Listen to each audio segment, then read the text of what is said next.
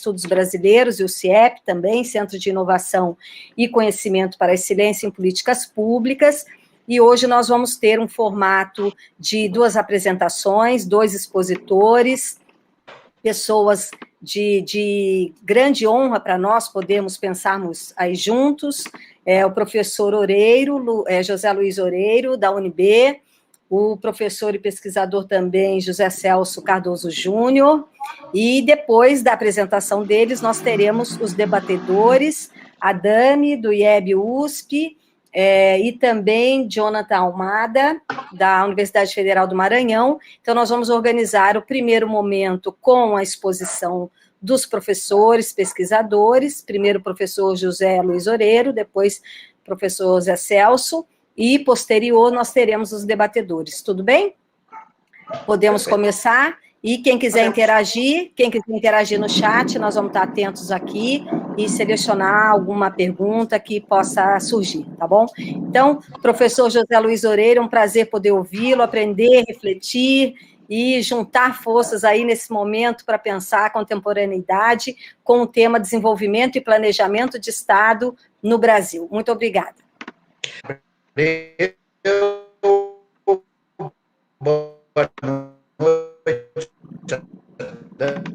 dizer, eu vou centrar a minha exposição em econômico, quer dizer, vou fazer um panorama, né, do desenvolvimento econômico brasileiro desde 1930, e aí eu vou pedir a gentileza ao Adame para fazer a subida do gráfico, que eu preciso dele, senão vai ser a apresentação mais curta da história. Eu tenho um gráfico, na verdade, o gráfico que vai ser subido na sequência mostra a taxa de crescimento da renda per capita no Brasil, tá? Média móvel decenal, ou seja, média móvel de 10 anos, de 1930 até 2017. Já estão visualizando? Ainda não, professor. Na medida que fosse possível, porque eu gostaria de... Eu realmente preciso desse gráfico. Eu tenho ele aqui no meu computador, na medida que fosse possível, porque eu gostaria de... Eu realmente preciso desse gráfico. Eu tenho ele aqui no meu computador, mas eu não consigo subir. Quer dizer... Adame, alguma perspectiva aí ou eu vou ter que improvisar? A Dami deve estar tentando subir o documento. Bom, deixa eu, enquanto ele tenta subir o documento, deixa eu, então, já ir falando alguma coisa, né? Bom, de 1930 até mais ou menos 1977, tá? Quando a gente olha a taxa de crescimento da renda per capita, né, no Brasil, na média móvel decenal, a gente observa uma clara aceleração do crescimento. Quer dizer, entre 1930 e 1945, que corresponde, grosso modo, ao governo do presidente Getúlio Vargas, né, a renda per capita brasileira crescia a um ritmo de 3% ao ano. Né? Após o final da Segunda Guerra Mundial, né, durante os governos do Getúlio Vargas, de 1951 a 54, e depois do Juscelino Kubitschek, de 56 a 61, a gente tem uma aceleração do crescimento econômico, né, e a taxa de crescimento da renda per capita brasileira passa para um patamar médio de 4% ao ano, na média decenal. Na verdade, ela, em 1961, foi o último ano do governo do... Na verdade, enfim, já foi o primeiro ano do governo do João Goulart, mas em 1961, né, a taxa de crescimento da renda per capita em quase 5% ao ano. Né? Isso, renda per capita, ou seja, já descontado o crescimento da população. Tá? Só para a gente também ter uma ideia, tá? Um outro gráfico que eu não passei para a Dami, mas quando a gente calcula a taxa de crescimento da população brasileira na média móvel decenal, em 1930, a população crescia a 1,43% ao ano, o crescimento populacional se acelera, né, e ele chega, em 1963, na média móvel decenal, a um crescimento de 3,06% ao ano. Então, entre 1930 e 1960, a taxa de crescimento da população brasileira aumenta de forma significativa. Na verdade, ela dobra de tamanho, né? Quer dizer, ela dobra de tamanho basicamente por conta da queda da taxa de mortalidade, que isso está muito relacionado com a urbanização, né? Mas, ao mesmo tempo que você dobra a taxa de crescimento da população, você tem uma aceleração do crescimento da renda per capita. Isso já desfaz aqueles mitos malthusianos, né? De que o país só consegue crescer se controlar o crescimento populacional. Isso foi uma grandíssima bobagem. Bom, mas o que permitiu essa aceleração do crescimento, né, do período 1930 a 1945, de 3% ao ano da renda per capita para 4% ao ano entre 1951 e 1961. Basicamente, foi a continuidade do processo de industrialização. Quer dizer, a industrialização brasileira, ela começa, né, com o governo do presidente Getúlio Vargas, né, mas eu diria que o marco fundacional, né, da indústria no Brasil foi a construção da Companhia Siderúrgica Nacional, em Volta Redonda, né, que foi o marco, né, que marcou realmente o processo de industrialização da economia brasileira, e o Brasil vai acelerar o crescimento, né, ao longo das décadas. Quer dizer, você muda o patamar, né, nos anos 50, de 3% para 4%, 4,5%, né, de crescimento da renda per capita, apesar de dobrar o crescimento populacional, né, e depois você tem uma desaceleração no início da década de 60, que é a crise do governo João Goulart, né? Quer dizer, o plano de metas, os investimentos realizados no plano de metas, eles se esgotam, né, em 1961, não há nada para pôr no lugar, né? E com isso a economia entra numa recessão de crescimento. Não é que você tem uma queda de PIB, mas o PIB ele desacelera de forma bastante significativa do período 61-63, que, grosso modo, corresponde ao governo do presidente João Goulart. Em 1964, nós temos o golpe civil-militar, né, de 1º de abril, e, na sequência, foi feito um programa de reformas estruturais. Essas, sim, a gente pode chamar de reformas estruturais, porque foram reformas que mudaram, né, o PAEG, no caso, o Programa de Ação Econômica do Governo, ele mudou a estrutura do sistema financeiro brasileiro, que era uma bagunça. Tá? O Roberto Campos, ele simplesmente copiou, né, a reforma do sistema financeiro feita pelo presidente Franklin Roosevelt, né, em 1933, com o Glass-Steagall Act. Então, você criou um sistema financeiro segmentado, né, com instituições financeiras especializadas. Quer dizer, você criou a figura do banco comercial, que é o que capta depósitos à vista e faz empréstimos de curto prazo, basicamente capital de giro para as empresas, né? E os bancos de investimento, que deveriam fazer as operações de underwriting, né, de subscrição de ações das empresas na Bolsa de Valores.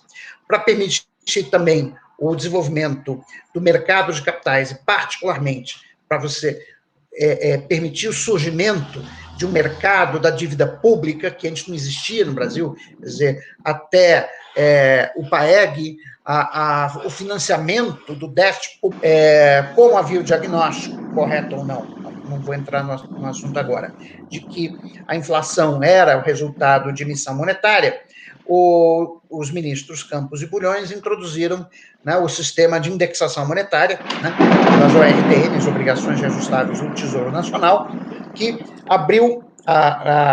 criou, na verdade, um mercado de dívida pública no Brasil, né? Com isso, você reduziu de forma significativa o financiamento do déficit público via emissão de moeda, passou a ser feito via emissão de títulos da dívida pública.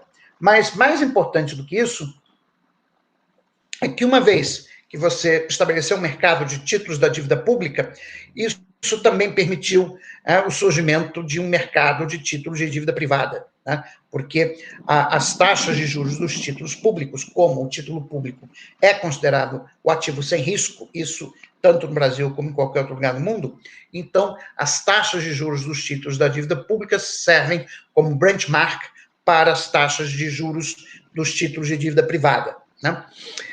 Ao mesmo tempo, você fez uma reforma trabalhista que, embora tenha eliminado a estabilidade, né, dos trabalhadores após 10 anos no serviço, criou o FGTS, que é o Fundo de Garantia por Tempo de Serviço, né, que era uma contribuição de 8%, né, sobre a folha de salários, que os empregadores eram obrigados a recolher, né, ao então Banco Nacional da Habitação, né, para financiar a construção imobiliária. Isso no momento fundamental da economia brasileira, em que você estava processando uma rápida urbanização da economia, com a transferência de mão de obra do campo para as cidades e da agricultura de subsistência para a indústria, né? Então, a economia brasileira ela vai viver nesses anos 50, 60 e 70 uma profunda mudança estrutural. O Brasil vai deixar de ser um país agrícola, vai se tornar um país urbano, vai deixar de ser um país basicamente exportador de produtos primários, e já no início dos anos 70, 30% das exportações brasileiras já eram exportações de produtos manufaturados, né? O Brasil passa por um milagre econômico, né, por um período de crescimento muito rápido entre 1968 e 1973, né, e na média móvel decenal da taxa de crescimento da renda per capita, em 1977, a média móvel decenal chega a 7% ao ano, né? Foi o pico, né, da nossa taxa de crescimento. Então, de 1930 até 1977, nós tivemos aí 37 anos de aceleração do crescimento, tá? Foi isso que permitiu que o Brasil, que era uma grande fazenda de café, se transformasse numa das maiores economias industriais do mundo, né?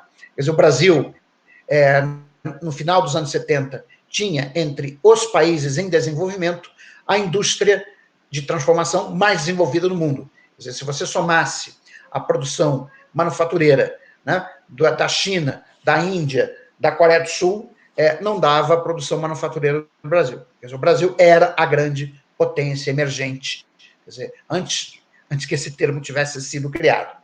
Pois bem, o final dos anos 70, início dos anos 80, marca o fim desse período de aceleração de crescimento. Quer dizer, o que nós temos nos anos 80 são duas crises. Quer dizer, a primeira foi a crise da dívida externa. Quer dizer, o governo brasileiro, face ao primeiro e ao segundo, basicamente face ao primeiro choque do petróleo, resolveu aprofundar o modelo de industrialização por substituição de importações, né, com uma série de investimentos, seja na extração de petróleo, seja na indústria de bens de capital, que tinham por objetivo reduzir o coeficiente de importações da economia brasileira e, assim, fazer o ajuste via coeficiente de importações, né? Nesse sentido, houve uma mudança no modelo de desenvolvimento dentro do regime militar, que é importante ressaltar. Quer dizer, quando o ministro Delfim Neto assume a pasta da Fazenda em 1967, né, com o governo Costa e Silva, quer dizer, o ministro Delfim Neto, ele monta um engenhoso sistema de taxas múltiplas de câmbio, em que ele, no fundo, criou um confisco cambial sobre o café para subsidiar a exportação de produtos manufaturados.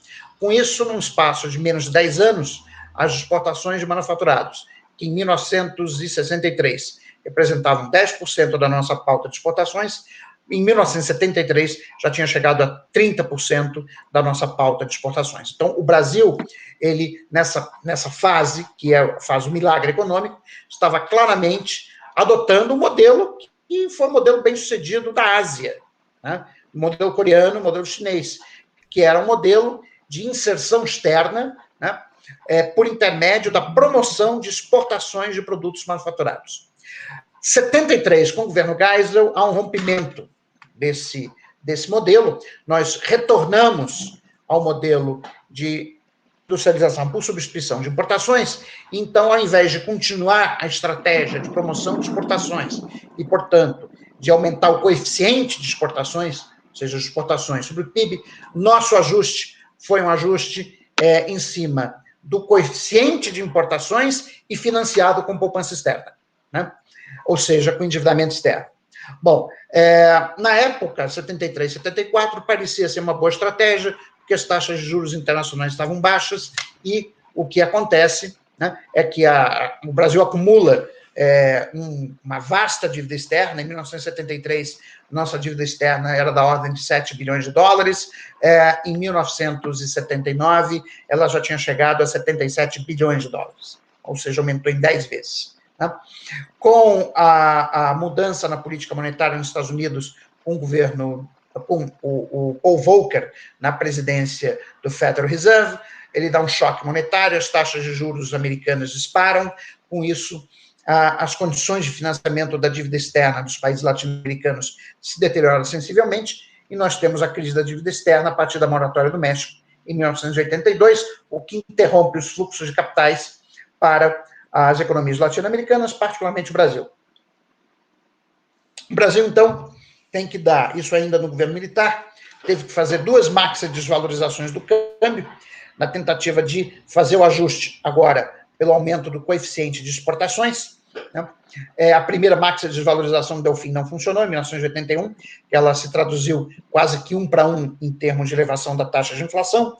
Né? A taxa de inflação passa de 50% ao ano para 100% ao ano. Né?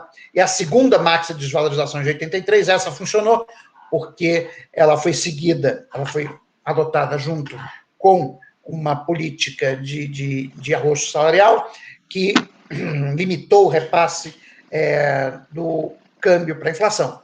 Com isso, você conseguiu, a economia brasileira sai da recessão, quer dizer, em 81 e 83 foi a mais dura recessão da história da economia brasileira até então, né? Mas ela sai da recessão em 84, né? Só que com um patamar de inflação de 200%.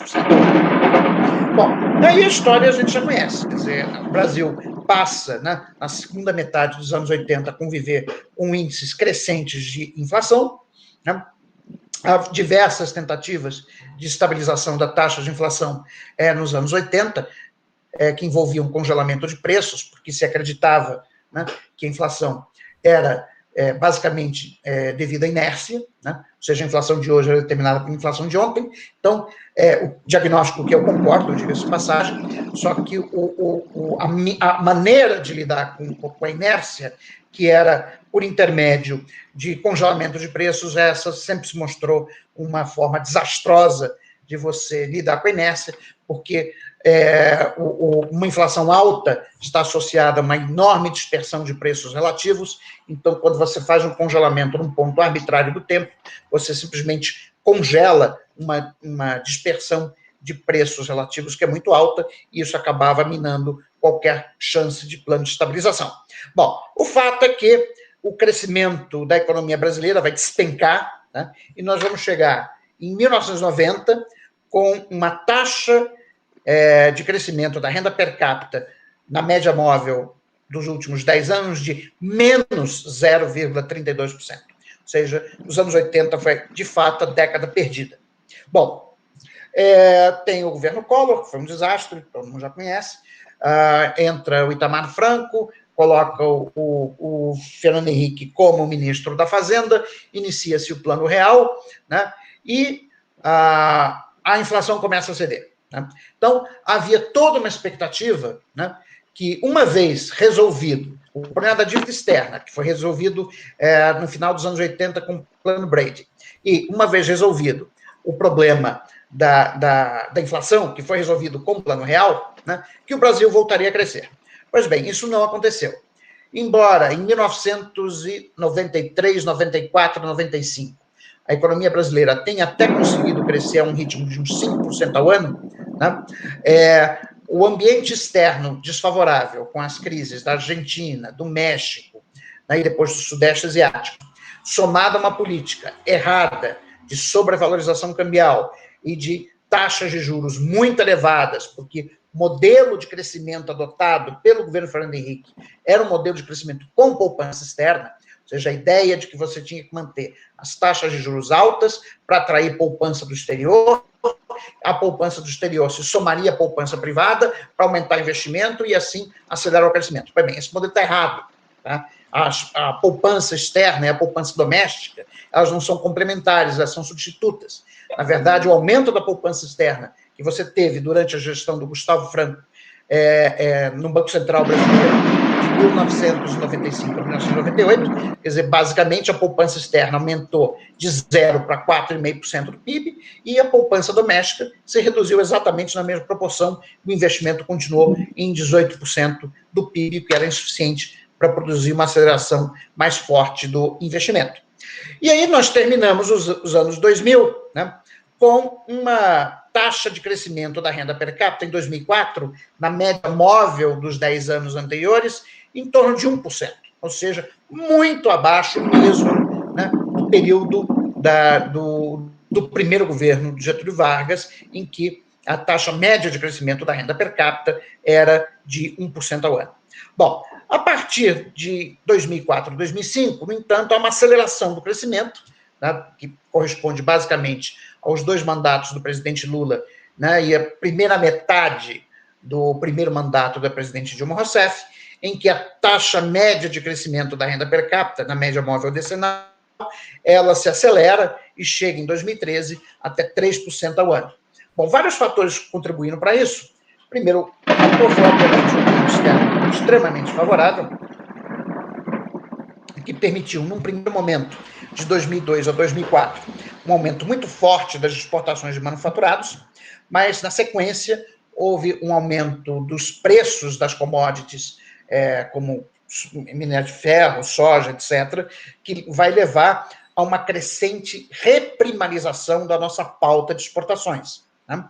Bom, essa melhoria dos termos de troca, combinada com a manutenção de uma política de juros elevadas por parte do Banco Central do Brasil, né, gera uma apreciação, uma sobrevalorização muito grande da taxa de câmbio, que vai fazer com que, a partir de 2005, né, a participação da indústria de transformação no PIB, ela começa a se reduzir. Ela que em 2005 estava em torno de 18%, a indústria de transformação respondia por 18% do PIB, né? Em 2005, ela vai sendo reduzida paulatinamente ao longo dos anos seguintes, né? E vai chegar por volta de 2018, 2019, um pouquinho acima de 10%. Quer dizer, nós temos aí a chamada desindustrialização prematura da economia brasileira, que é o que vai explicar a desaceleração do crescimento pós-2013. Né? Quer dizer, eu acho que o governo Dilma, isso eu já falei várias vezes em artigos que eu publiquei no Valor, quer dizer, eu sempre fui muito crítico das políticas econômicas da presidente Dilma Rousseff, né? Quer dizer, o governo Dilma Rousseff tinha um diagnóstico que a desaceleração do crescimento da economia brasileira pós-2010 era resultado de um problema de insuficiência de demanda efetiva. Eu e outros economistas da chamada escola novo desenvolvimentista sempre achamos que o problema não era, naquele momento pelo menos, a insuficiência de demanda efetiva, mas sim a mudança estrutural perversa que estava sendo causada pela desindustrialização, o que diminuía o dinamismo da economia brasileira, gerava menos ganhos de escala e menores ganhos de produtividade. Bom, mas o fato é que esse processo continua e chegamos em 2014, a economia brasileira entra na sua maior recessão desde a recessão lá do Delfim de 1981 a 1983. Para encurtar um pouco a história, eu sei que já estou quase estourando meu tempo, se é que já não estourei, mas para encurtar um pouco a história, a crise de 2014 não teve absolutamente nada a ver com as pedaladas da Dilma, as pedaladas fiscais, não tem nada a ver com a contabilidade criativa do Arno Agustin. É certo que a contabilidade criativa do Arno Agustin desmoralizou a equipe econômica do governo, desmoralizou o governo Dilma Rousseff, mas simplesmente não teve nenhum impacto sobre a crise de 2014. Quer dizer, a crise de 2014 ela ocorre por conta de um colapso da formação bruta de capital fixo no segundo, terceiro e quarto trimestre de 2014, quando, na comparação com os mesmos períodos do ano anterior, ou seja, 2013, a formação bruta de capital fixo recua 10%. Tá? Então, ela recua 10% no segundo trimestre de 2014, no terceiro trimestre de 2014 e no quarto trimestre de 2014. Por que isso acontece? Basicamente por um problema de profit squeeze, ou seja, de esmagamento de taxa de lucro. Os dados do ROCA, né, do Centro de Mercado de Capitais, aí da USP, o Roca mostra que a ROE, a Return over Equity, a taxa de retorno sobre capital próprio das empresas não financeiras, tanto de capital aberto como fechadas, né, de uma amostra de mais ou menos 300 empresas, quer dizer, a taxa de retorno sobre capital próprio, ela se reduz de mais ou menos 12% em 2010 para 4,5% em 2014. Ou seja, a taxa de retorno sobre capital próprio não cobria nem a inflação, né? Bom, os empresários, eles investem não porque eles gostam do governo, não porque eles confiam no governo, os empresários investem porque eles querem ganhar dinheiro. Tá? E se a taxa de retorno é menor do que a taxa de juros, é evidente que os empresários não vão investir. Então, você tem um colapso do investimento em 2014, e aí em 2015, né, por conta da recessão iniciada já em 2014, os indicadores fiscais pioram e as pessoas descobrem, né, as pedaladas do Arno Agostinho, né? Então, o ministro Joaquim Levy resolveu fazer tudo o que não se deve fazer durante uma recessão. Ou seja, durante uma recessão, o que diz a teoria, a boa teoria econômica, não o terraplanismo econômico adotado pela mídia brasileira e pelos economistas do mercado financeiro, que é uma mistura de terraplanismo com pagelança, negacionismo e coisas do gênero. A boa teoria econômica diz que numa recessão, você tem que fazer política fiscal e monetária expansionista. Pois você fez justamente o contrário. Quer dizer, o Banco Central eleva os juros, né, leva os juros até 14,25% ao ano. Ao mesmo tempo, o ministro Joaquim Levy reduz o investimento público em termos reais em um ano em 35%, e para fechar o pacote, ele ainda dá um tarifaço, né, tanto no preço da energia como nos combustíveis, que acelera a inflação. E, para piorar a história, o boom das commodities termina em 2015 e os termos de troca despencam, e com isso o câmbio vai embora, o câmbio se desvaloriza. Então, nós temos em 2015 o cenário de estagflação. A economia entra numa profunda recessão, você tem uma queda de 3,6% do nível de atividade econômica em 2015, junto com a aceleração da inflação, né? E um cenário de estagflação. Bom, aí, obviamente, que isso vai levar à perda de popularidade da presidente Dilma Rousseff, e mais alguns detalhes que não interessa entrar aqui, leva ao processo de impeachment, e com isso, o retorno dos liberais à condução da política econômica por intermédio do governo de Michel Temer e, particularmente, daquele nefasto documento produzido pelo Samuel Pessoa, pelo Zé Márcio Camargo e pelo Marcos Lisboa, o Ponte para o Futuro. Mas o Ponte para o Futuro era a ideia de que o Brasil precisava fazer uma série de reformas estruturais, né, que era reduzir o gasto, a participação do Estado na economia, por intermédio na emenda constitucional do teto de gastos, fazer a reforma trabalhista para você gerar milhões de empregos, né? Você fazer a reforma da Previdência, você fazer a reforma administrativa, enfim, todo esse pacote de reformas. Bom, essas reformas foram basicamente feitas, todas, quer dizer, o teto de gastos foi implementado em 2016, a reforma trabalhista foi implementada em 2017, a reforma da Previdência foi implementada em 2019. E qual foi o resultado? O crescimento da economia brasileira entre 2017 e 2019, portanto, pré-pandemia, foi pífio, da ordem de 1,3%, conseguiu a proeza de ser menor do que a média do crescimento de 1980 a 2014, que foi de 2,8% ao ano. Aí nós tivemos a pandemia do coronavírus, né, que nós vimos ano passado. Quer dizer, o Guedes queria insistir na ideia de que o vírus se matava com as reformas. Ainda bem que o Congresso Nacional teve bom senso de não ouvir o Guedes e de fazer o que todo o resto do mundo estava fazendo, que era política fiscal e monetária expansionista. Tá? E foi bem sucedido, no sentido de que as projeções de queda de atividade econômica para 2020, feito pelos organismos internacionais, Banco Mundial, Comissão Europeia, Fundo Monetário Internacional, né, e qual é o outro? E a OCDE, né, as previsões que eles faziam em maio do ano passado para o PIB do Brasil era uma queda entre 8% a 9%. Mas graças, em grande medida, ao auxílio emergencial, que injetou 4% do PIB, né, na economia, né, a gente conseguiu, saiu o resultado hoje, reduzir essa queda de PIB para 4,1%. Bom, o ponto é que, uma vez que a gente supera essa pandemia, a gente vai precisar de uma nova agenda de desenvolvimento econômico. Né? Quer dizer, eu acho que é muito importante, sem dúvida nenhuma, a gente discutir distribuição de renda, discutir pobreza, etc. Mas, se o Brasil não retornar a um crescimento de renda per capita de pelo menos 3% ao ano, renda per capita, ok?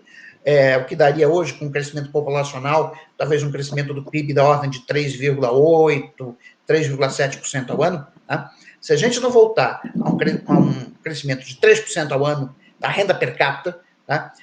O Brasil não vai conseguir resolver os seus problemas sociais que são gritantes. A gente viu isso durante essa pandemia. Então, eu termino a minha apresentação dizendo que nós realmente precisamos de um conjunto de reformas estruturais, não são essas que estão postas pelo Guedes. O Guedes não faz a mais remota ideia do que fazer com a economia brasileira, já deveria ter saído do cargo há muito tempo. Tá? E o fato é que nós não temos uma proposta alternativa. Quer dizer, mesmo dentro do campo dos partidos da esquerda, tá? Tirando talvez um pouco Ciro Gomes, que tem alguma ideia, mas também não é nada muito brilhante, tá? Nós não temos um projeto nacional de desenvolvimento que pare em pé, tá? Que seja consistente, que não seja uma maluquice, né? Que não seja, por exemplo, repetir o erro de ficar insistindo, né, na exploração de petróleo e, portanto, né, indústria petrolífera, né, porque o petróleo está com os dias contados, né, nós vamos mudar a matriz energética. A discussão que se faz nos países desenvolvidos é de descarbonização da economia. Então, eu vi que essa semana descobriram um novo campo do pré-sal lá no norte. Eu até brinquei com os meus alunos, a gente devia ter falado para o geógrafo não divulgar a notícia, porque isso não foi uma boa notícia para o Brasil, porque significa que a gente vai ficar se afundando ainda mais numa tecnologia que está obsoleta. Mas é isso. Com isso eu concluo a minha apresentação. Tá? Nós precisamos ter um projeto nacional de desenvolvimento que pare em pé e seja um projeto para o século XXI, não é para o século XX. Tá? Ou seja, ele necessariamente tem que ser um projeto nacional de desenvolvimento que esteja focado na descarbonização da economia. Tá? Esse tem que ser o foco. Tá? Isso vai exigir muito investimento público. Se vai exigir muito investimento público, a gente vai ter que fazer uma reforma tributária que implique em aumento de arrecadação de impostos. Porque, embora a gente possa aumentar a dívida por algum tempo, tá? Não dá para também achar que eu posso aumentar a relação dívida pública indefinidamente, que não vai causar nunca nenhum problema. Tá? Quer dizer, eu não acho que a gente tem que fazer ajuste fiscal agora, isso não é a questão central agora, a questão central agora é salvar vidas e recuperar a economia. Mas, uma vez feito isso, temos que ter uma agenda, um projeto nacional de desenvolvimento econômico focado na descarbonização da economia e numa reforma tributária que permita, ao mesmo tempo, aumentar a arrecadação e, com isso, permitir, né, que a dívida pública entre numa trajetória sustentável, mas ao mesmo tempo em que a gente aumenta a equidade na distribuição de renda. Era isso, muito obrigado. Querido professor Oreiro, obrigada pelas reflexões, pela bela explanação. E agora daremos continuidade com o Zé Celso, que eu sei que ele prefere ser chamado assim, para que ele possa expor aí as suas ideias e depois a Dami e Jonathan vão estar debatendo. Obrigada, professor Zé Celso. Muito bem. Muito obrigado, né, pelo convite, é uma honra imensa participar desse evento aí de retomada dos diálogos sobre os estudos brasileiros.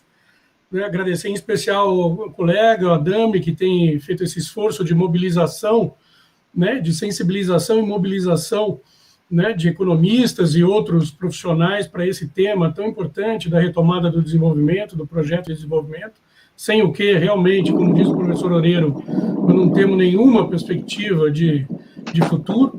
Né? Esse é o primeiro e mais importante passo para a gente superar essa fase trágica da vida nacional. Né?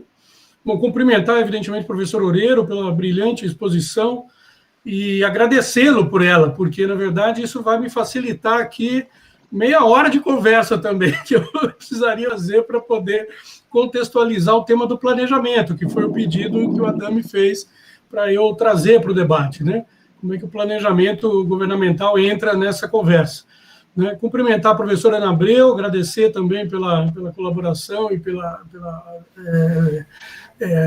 coordenação da mesa, né, aqui, o professor Jonathan, os colegas todos que estão nos assistindo.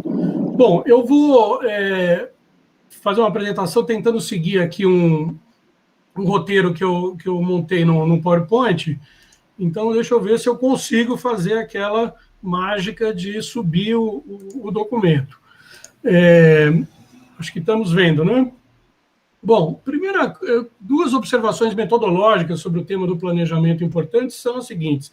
Quando a gente fala de planejamento, hoje em dia, diferente de outros tempos, as pessoas acham que a gente está falando de duas coisas que não são, na verdade, o tema que eu quero trazer aqui. A primeira é que as pessoas acham que a gente está falando de planejamento das organizações, né? Planejamento organizacional.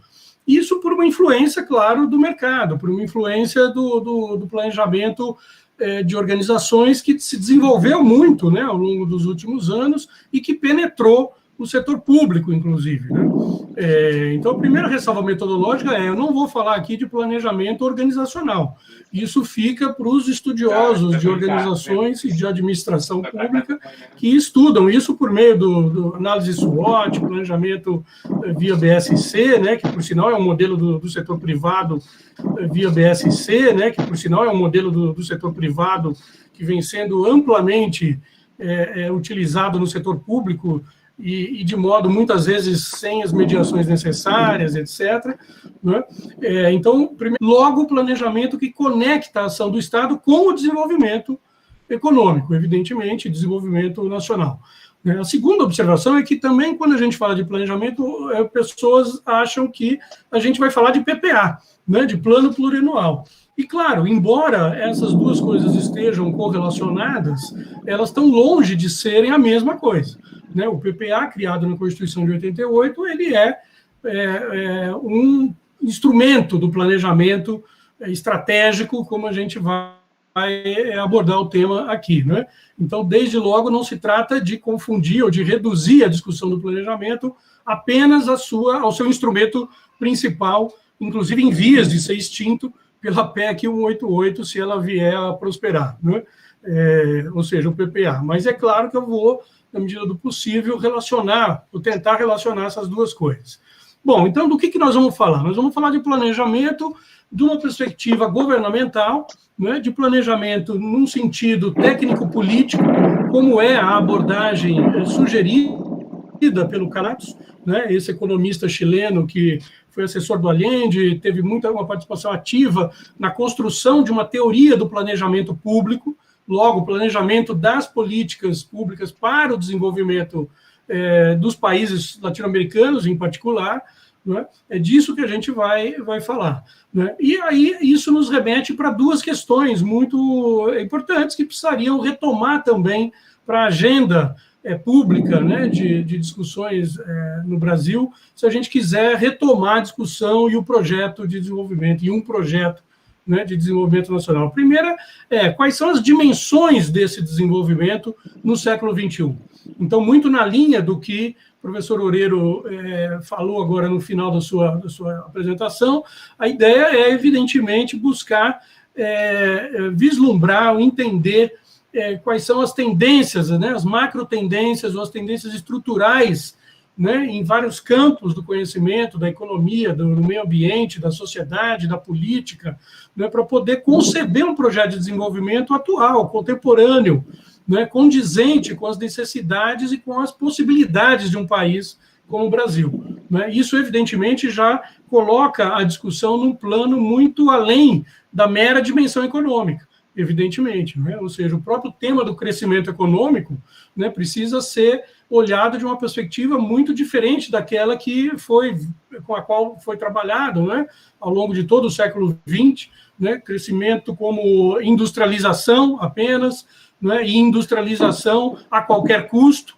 né? E aí hoje a gente tem, né, custos ambientais terríveis, custos sociais, desigualdades regionais imensas por conta da forma pela qual se deu esse processo de industrialização, sem que isso tenha, de fato, resolvido o problema, né, do desenvolvimento brasileiro. Então, desde logo, não se trata apenas de crescimento econômico, né? Se trata também de uma agenda que caminha para o campo da sustentabilidade, entendida nesse sentido por 3 dimensões, né? Quer dizer, não se trata apenas da sustentabilidade ambiental, estrito senso, né? Embora ela seja o carro-chefe, né, de uma agenda contemporânea de desenvolvimento, na medida em que a transição ecológica deve estar no centro dessas preocupações, mas também sustentabilidade produtiva, e aqui entendida da perspectiva pela qual as pessoas, como trabalhadores, né, podem contribuir com o processo de desenvolvimento e de crescimento brasileiro de forma socialmente útil e produtiva, né, inserção produtiva no mundo do trabalho como uma forma de realização, né, pessoal e profissional, e que, obviamente, esteja ancorado nessa ideia pretérita de transição ecológica, de sustentabilidade também humana, né, em terceiro lugar. Então, é sustentabilidade produtiva, é sustentabilidade ambiental e é sustentabilidade humana, né? Daí todo o escopo de políticas sociais de nova geração que precisam ser desenhadas e redesenhadas para isso, né? Ou seja, tem outras dimensões, a própria democracia precisa ser contemplada, a questão da inserção internacional, enfim, há uma série de outras dimensões que precisam fazer parte dessa discussão mais atual, contemporânea e prospectiva de desenvolvimento para o caso brasileiro, né? Então, essa é a primeira questão importante, né? Eu não faço o planejamento como um fim em si mesmo, né?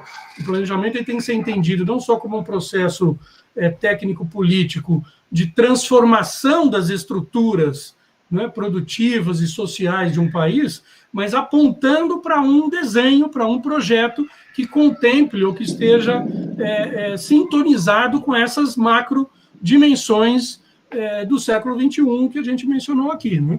Basicamente, ou resumidamente, em termos da sustentabilidade produtiva, ambiental e humana. Bom, e aí se coloca a questão, né, para um projeto de desenvolvimento dessa amplitude, que vai muito além da dimensão meramente econômica ou do crescimento, né, qual é, ou quais são, né, as condições técnicas e políticas fundamentais para um planejamento governamental mais efetivo para esse projeto, né? Então, essa que eu acho que é a grande problemática, né? E quando a gente olha a história dessa relação Estado, planejamento e desenvolvimento, o que a gente vê no caso brasileiro é que há uma grande correlação entre momentos históricos de desenvolvimento ou de desenvolvimentismo, né, como ideologia do desenvolvimento ou da transformação produtiva, né, e estruturas ou esforços de planejamento correlacionados a isso, né? Isso está muito claro desde os anos 30, desse grande período em que o professor Loureiro classificou como o período de máximo crescimento ou de aceleração do crescimento da economia brasileira, de ganhos em termos de renda per capita, etc., né, embora haja subperíodos, né, dessa trajetória. Mas, grosso modo, no período do pós-guerra até o final dos anos 70, há essa, vamos dizer, complementariedade, né, entre uma ideologia desenvolvimentista,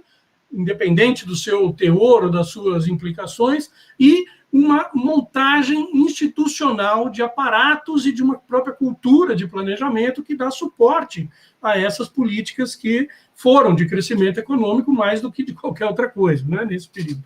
Bom, os anos 80 até o final da década de 90 é um período não só de crise econômica, como de reorganização ideológica da ideia de desenvolvimento, né, ascensão do neoliberalismo, e não à toa isso está correlacionado negativamente com a destruição dos aparatos, das técnicas, dos instrumentos, das instituições de planejamento governamental, né?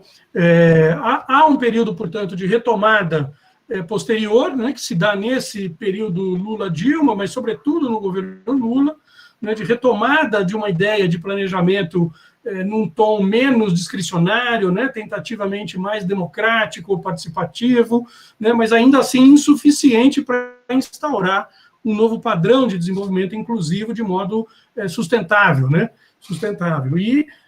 Mas, de todo modo, o que a gente percebe olhando, em termos históricos mais gerais, é uma correlação, né, bastante estreita entre momentos de energia desenvolvimentista, independente do prefixo que ela tenha, né, se é velho desenvolvimentismo, novo, neo-social, etc., mas, enfim, de uma ideologia desenvolvimentista e de um esforço institucional de construção de um aparato de planejamento que vai envolver a criação de organizações como o próprio IPEA, né, e de organizações de planejamento e de pesquisa nos estados, coisa que veio sendo desmontada, inclusive no período recente, técnicas, né, metodologias, enfim, de uma própria cultura, burocracia, né, especializada, esse tipo de coisa, né, e, ao contrário, nos momentos de liberalismo econômico, né, como o dos anos 80, 90, sobretudo, e agora, depois do golpe de 2016 para cá, né, o que a gente vê novamente é um descasamento entre, né, a ideia de desenvolvimento e esforços institucionais de construção de um aparato necessário, mínimo, de planejamento para o desenvolvimento. Né, tanto que, no período recente, o que a gente tem, aliado à crise econômica e às implicações econômicas e políticas do golpe, né, de 2016, o que nós temos é uma desestruturação, né, dessas instituições voltadas para o planejamento, que são submetidas agora a uma lógica fiscal-financeira, né, de curto prazo, e uma subordinação notória aos interesses apenas de mercado. Né. Bom, então isso nos coloca alguns paradoxos, né, que eu gosto de mencionar quando a gente fala da função planejamento, né? O primeiro, que me parece bem curioso, é esse, né? De que todos, em geral, concordam que planejamento é importante, mas, na real, quem é que acredita em planejamento, né? É curioso isso, né? Você está em conversas no bar, em conversas dentro de sala de aula, em conversas em seminários, e as pessoas, mesmo de direita ou liberais, chegam a achar importante, ou sejam a dizer que o planejamento, falta planejamento, realmente. Né? Bom, no caso dos liberais, eles, obviamente, são críticos a essa ideia, embora eles acreditem em planejamento das organizações. Né? Eles não acreditam em planejamento das políticas públicas, mas eles acreditam em planejamento das organizações, porque eles obviamente, chupam isso, né, das supostas experiências exitosas de planejamento do mercado. Né?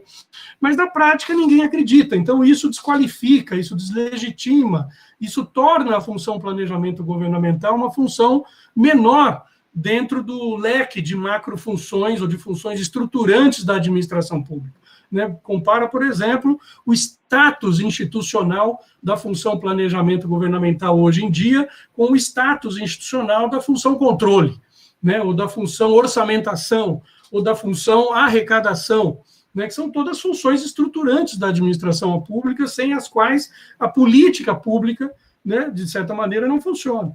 Né? Então, esse é o ponto que precisa ser enfrentado quando a gente pensa em retomar uma agenda de planejamento, né? Enfrentar esse esvaziamento estratégico e político, e também técnico e normativo, etc., institucional, da própria função planejamento. Né? Agora, o curioso, e aí vamos para o outro paradoxo, é que, ok, ninguém acredita, ou poucos acreditam em planejamento, né, na efetividade do planejamento governamental, mas, quando a gente confronta historicamente planos e resultados, o que a gente vê é grande correlação positiva entre as duas coisas. Né? Então, eu estava dizendo que foi muito feliz essa combinação entre a apresentação do professor Oreiro e a minha agora sobre planejamento, porque a narrativa dele sobre a longa história, né, a história do desenvolvimento brasileiro no século XX e XXI, confirma isso. Né? Ou seja, nos momentos em que houve um esforço de organização institucional do planejamento, né, houve efetivamente um melhor desenho e uma implementação mais efetiva de políticas públicas que, ao fim e ao cabo, redundaram, sim, em mudança estrutural, em alguns casos, em melhoria de desempenho governamental em outros, enfim, em afetação dos indicadores sociais, aqueles todos que estavam sendo perseguidos, de certa maneira, né? Então, há uma correlação positiva. É possível dizer que não há causalidade, é verdade, mas também é possível dizer que não há casualidade entre essas duas coisas. Há uma correlação positiva e ela é importante para justificar até mesmo a retomada de uma agenda institucional e política de planejamento. Bom, eu queria mostrar, para justificar isso que eu acabei de dizer, esse gráfico que complementa, de certa maneira, o gráfico que o professor Oreiro apresentou.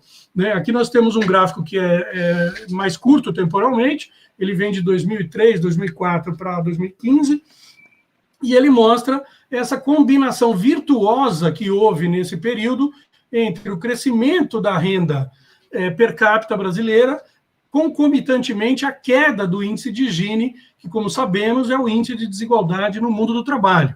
Então, a ressalva metodológica importante aqui, antes que alguém já levante a mão, é que, sim, houve uma melhoria distributiva dos rendimentos do mundo do trabalho. Claro, se você olha, usa como indicador os indicadores que incluem outras fontes de renda que não a renda do trabalho, como renda de aluguéis, juros, lucros, etc., você não vai ter um resultado tão expressivo, né? Mas isso tem a ver com a lógica de financiarização da economia como um todo, com a lógica de apropriação concentrada da renda por outras fontes, né? Mas no interior do mundo do trabalho é inegável que houve nesse período uma queda do índice de desigualdade, e isso tem a ver com uma combinação virtuosa, ainda que não totalmente consciente, vamos dizer assim, né, de políticas públicas que, planejadas, ouso dizer, levaram a esse resultado desejado e desejável do desenvolvimento econômico, que é conseguir, ao mesmo tempo, ou seja, no mesmo período histórico, né, fazer aumentar o bem-estar da população por meio do aumento da renda per capita e fazer diminuir a desigualdade de rendimentos e outras desigualdades que não aparecem aqui no gráfico, né? Ou seja, houve sim uma combinação virtuosa de políticas, né, ligadas à sustentação do mercado interno, né, ligadas à reativação dos investimentos públicos, que puxaram investimentos privados. Isso fez a taxa de investimento subir um pouco nesse período, né?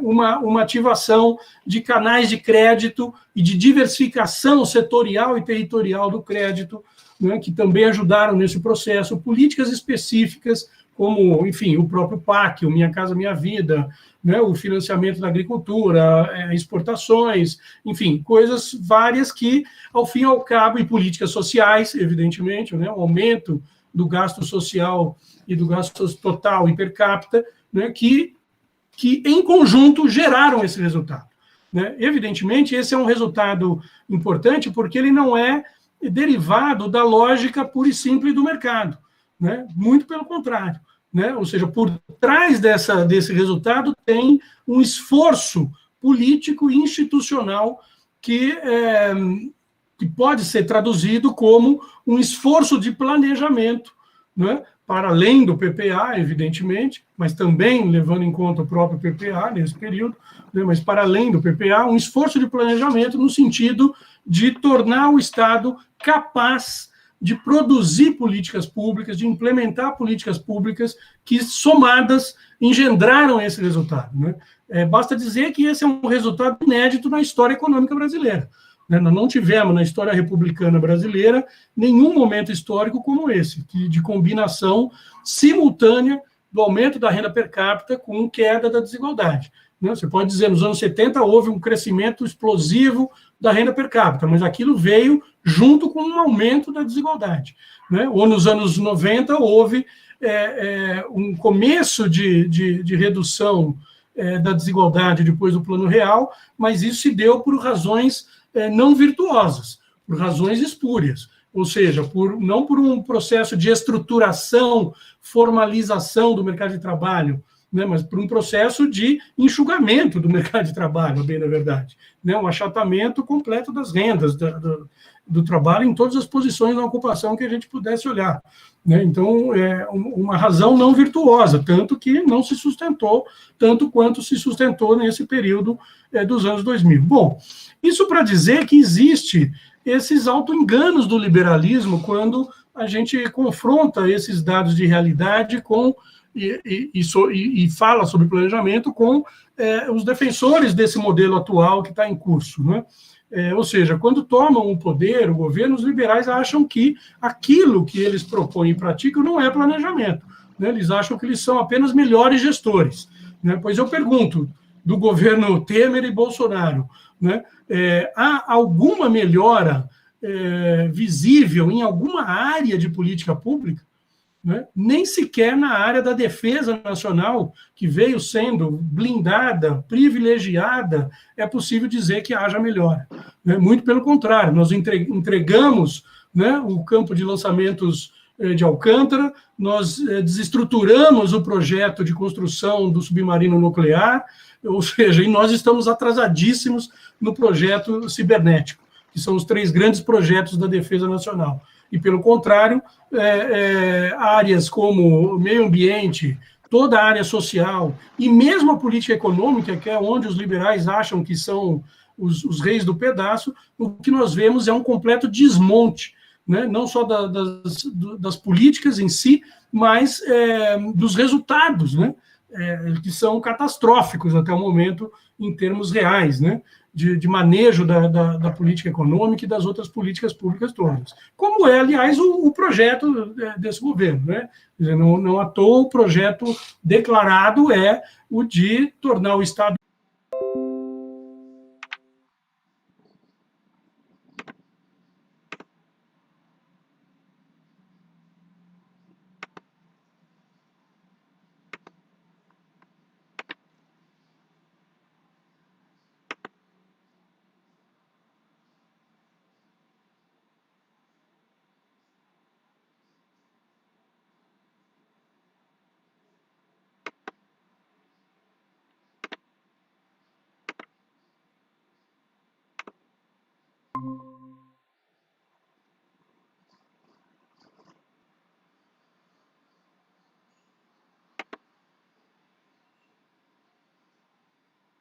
conhecimento, né? Coisa que o Brasil tentou, veja, durante o século XX, o Brasil correu contra o tempo e contra as condições adversas do padrão tecnológico e produtivo dominante.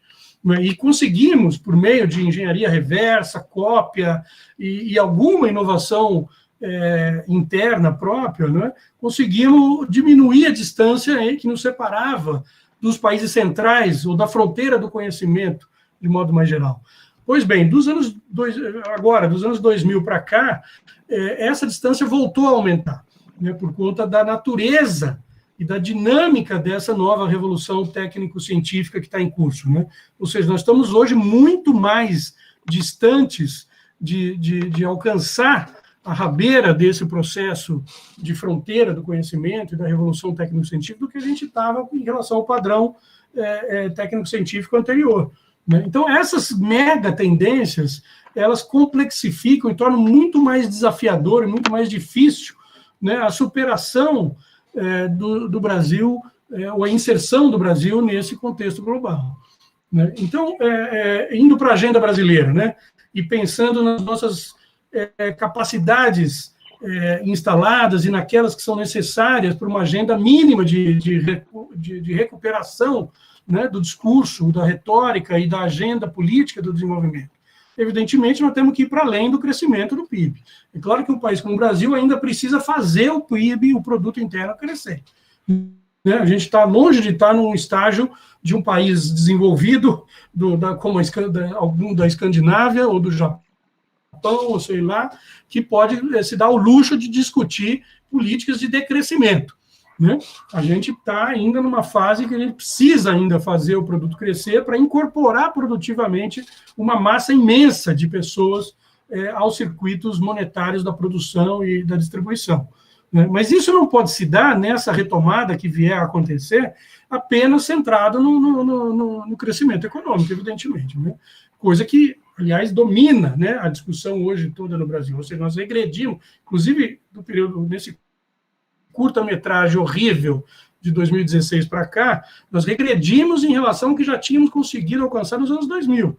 Bem ou mal, com todos os problemas e limitações, os anos 2000 colocaram na agenda pública de discussão, na academia, na política, no Congresso,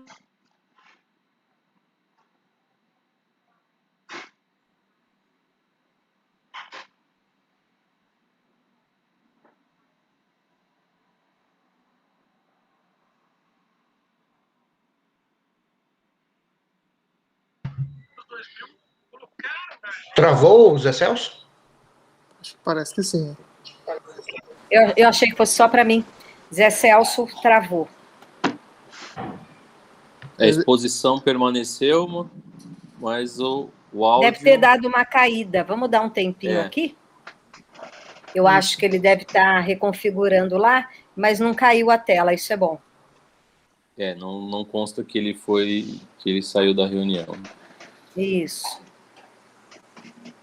Professor José Celso, Zé Celso, né?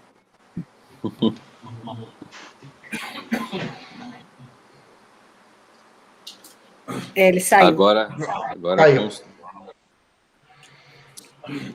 eu acredito que ele deva entrar rapidamente, apesar dele, né, já estava aí para as considerações finais, uma excelente exposição, muito bom. Vamos dar esse tempinho só, de repente falando com ele por aqui, será que a gente consegue?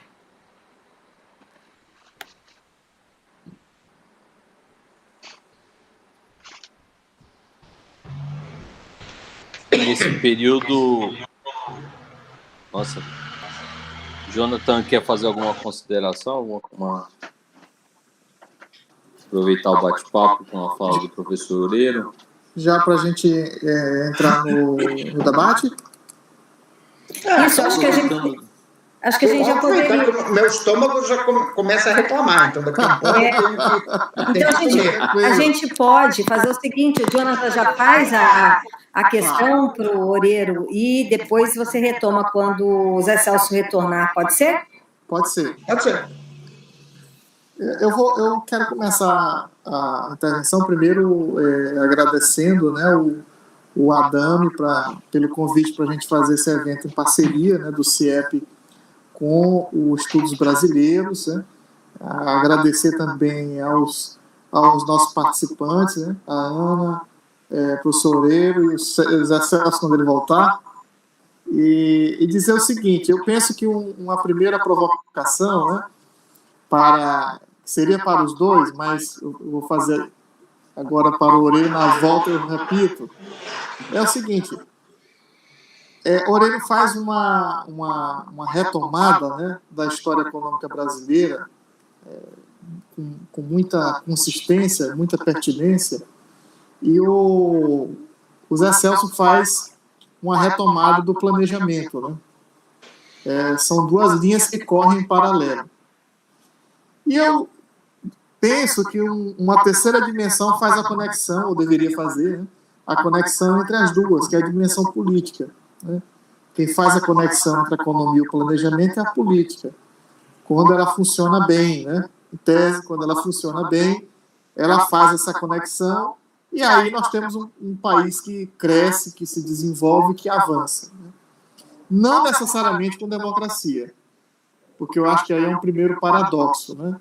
Porque o período em que nós tivemos mais crescimento econômico e o período em que o planejamento foi mais valorizado coincidentemente, o período em que nós tivemos por mais tempo em governos autoritários, né? Seja o Estado Novo, seja a ditadura militar. Então, esse é um paradoxo aí para a gente refletir, né, Loureiro? Primeiro que eu queria colocar para você, que é esse paradoxo entre democracia e desenvolvimento no Brasil. Acho que isso gerou um forte ressentimento em relação ao planejamento, aos planos, quando nós voltamos na redemocratização de 1988. Porque o PPA, no fundo, foi uma tentativa de incorporar os planos nacionais de desenvolvimento na Constituição, né? Obrigar o planejamento. Só que o PPA ele não tem nada com plano de desenvolvimento, ele é um orçamento, né? Ele é tão pouca distribuição do orçamento em programas. Eu nunca percebi, né, o PPA nessa perspectiva do que foi, do que representou para o país os planos nacionais de desenvolvimento, que eu acho que é um grande vazio que fica aí, que ficou, né, até agora, e eu não vejo nada que se coloque no lugar. Então a primeira provocação é essa, nessa relação entre democracia e desenvolvimento. A segunda, às vezes eu tenho a impressão que a ciência comparada para a gente olhar o outro e ver o que dá, o que é que funciona e o que é que não funciona, né? Eu tenho a impressão que, às vezes, no Brasil, a gente copia o que não deu certo. Eu não sei se essa é a mesma impressão. Após a apresentação do Orelha, eu fiquei aqui refletindo. Ora, se no mundo todo esse negócio de liberalismo, com essas fórmulas, não funcionou, e a gente não consegue encontrar um caso específico de país que rigorosamente seguiu isso, e nós temos aquele economista coreano-britânico, né, que escreveu Os Maus Samaritanos, me fugiu o nome dele aqui, em que ele diz justamente isso, né? Como é que não deu certo? Rajung, exatamente. Como é que não deu certo nos outros lugares, vai dar certo aqui, né? Que é o Chutando a Escada, um dos livros, e o outro é Os Maus Samaritanos, né? E eu fiquei pensando, poxa, o Brasil, em vez de usar a ciência comparada para copiar o que deu certo, ele tenta copiar o que não deu certo. E nesses últimos momentos, que você traduziu assim numa síntese muito consistente, que é esse momento que vem do Ponte para o Futuro até agora, né? Em que a gente, por um lado, precisa de uma nova agenda de desenvolvimento, e o que nós temos é uma agenda de enxugamento do Estado. É uma agenda de ataque às instituições, e algumas instituições que levaram anos para serem construídas. Exemplo das universidades federais. Né? E a maioria delas não tem nem 100 anos de existência. Se você comparar com as universidades públicas fora aí, no mundo, né, são universidades muito novas, comparativamente. E que levam tempo para que isso aí gere conhecimento, se relacione com a economia e gere desenvolvimento. Bom, mas se você ataca essas instituições e apresenta uma agenda que é o oposto do que é necessário para enfrentarmos e superarmos o grande problema do momento, que é o problema da pandemia, da Covid-19, você entra num beco sem saída e gera um sofrimento social, um mal-estar coletivo enorme, né? Enorme, que é agravado pelo distanciamento, né? Pela impossibilidade da gente ter esse contato mais pessoal. Eu vou dar um exemplo dessa história de copiar o que deu errado, né, pegando aqui o meu estado, né, para caminhar para a minha conclusão. Nessa onda neoliberal ali que você conta, que o Zé Celso também chama atenção, que foi o período que coincidiu com a falta de prestígio em relação ao planejamento, mas, por um outro lado, a estabilização que veio com o Plano Real, no Maranhão resolveram extinguir todo o setor de assistência técnica rural.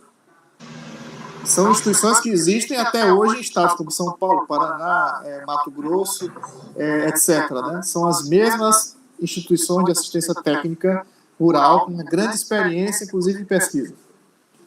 Claro, nenhuma delas tão qual a Embrapa, mas existe. Então, na onda da extinção e dessa agenda de enxugamento, fecharam todas as estatais aqui de assistência técnica rural. O que aconteceu?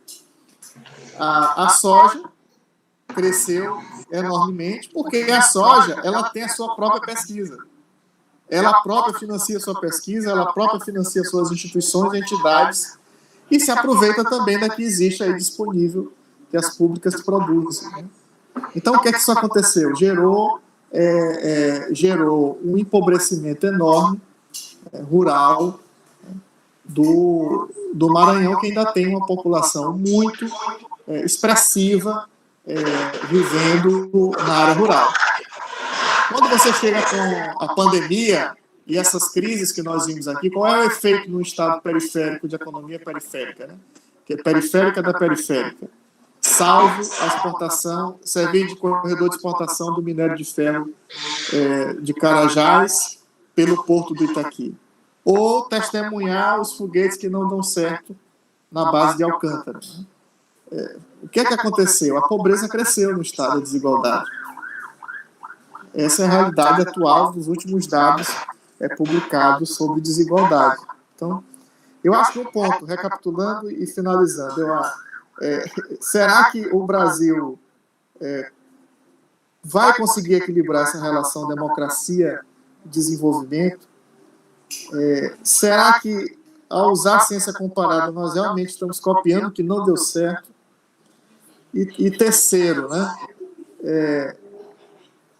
A política, ela precisa fazer essa conexão entre economia e planejamento, e é o que nós não estamos percebendo. Já vamos aí para quase 10 anos. Eu não sei se daqui a pouco a gente vai estar dizendo que é a segunda década perdida, né? Mas é o que a gente tem percebido para onde nós estamos caminhando. Em linhas gerais, eram essas as minhas colocações. Muito obrigado. Professor Oreiro, fica à vontade para responder. Zé Celso entrou, mas eu não sei se ele está aí, ele está com o vídeo e o áudio desligado. A gente dá andamento, então, com o professor Oreiro. Caso ele entre, a gente retoma aqui com ele. Ok, bom, Jonathan, obrigado pelas questões. Quer dizer, vamos primeiro à relação entre desenvolvimento econômico e regimes autoritários. Quer dizer, o que a experiência empírica mostra o seguinte, que quando você relaciona nível de renda per capita, né, e grau de autoritarismo das instituições, a relação é inversa. Ou seja, se você pegar todos os países ricos, todos, sem exceção, todos são regimes democráticos. Todos. Né? Bom, lógico que causalidade correlação não é causalidade. Eu não estou dizendo com isso que a democracia cause o desenvolvimento. Pode ser o contrário. Quer dizer, à medida que as nações ficam mais ricas, você gera sociedades mais heterogêneas, né? E ao gerar sociedades mais heterogêneas, a maneira pela qual sociedades heterogêneas conseguem manter um mínimo de coesão é por intermédio de instituições democráticas, porque são as instituições que permitem que as diversas, né, demandas, né, dos grupos minimamente possam ser compatibilizadas. Tá? Então, só te dar um exemplo, quer dizer, pega o caso da Espanha, que fez uma transição muito bem feita para a democracia, você está lá há 7, 8 anos com uma parte da população da Catalunha, que não é a maioria, diga-se de passagem, né, querendo fazer a independência, e tudo bem, estão lá, de vez em quando tem alguns protestos de rua, o máximo que a polícia faz é jogar um pouco de água em cima do pessoal. Enfim, não há, assim, a vida espanhola transcorre normalmente, tá? Então, assim, agora, quando você está tratando não de nível de renda per capita, mas de taxa de crescimento, aí a evidência empírica é diferente. Quer dizer, países que apresentam taxas de crescimento muito altas, tá? Alguns deles têm regimes autoritários, outros não.